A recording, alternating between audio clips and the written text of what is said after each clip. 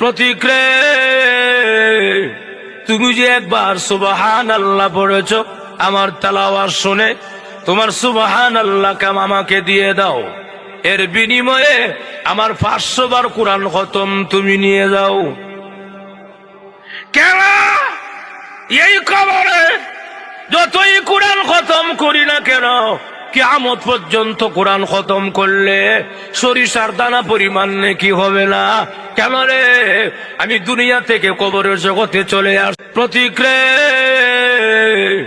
তুমি যে একবার সুবহানাল্লাহ পড়েছ, আমার তেলাওয়াত শুনে তোমার সুবহানাল্লাহ কাম আমাকে দিয়ে দাও, এর বিনিময়ে আমার 500 বার কোরআন খতম তুমি নিয়ে যাও। কেন এই কবরে যতই কোরআন খতম করি না কেন, কিয়ামত পর্যন্ত কোরআন খতম করলে সরিষার দানা পরিমাণ নেকি হবে না? কেন রে?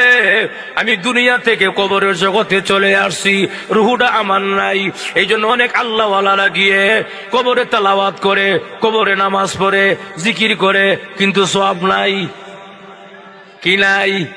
সওয়াব নাই।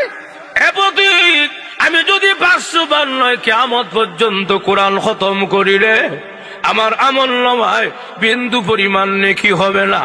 প্রতিক্রে আর তুমি যদি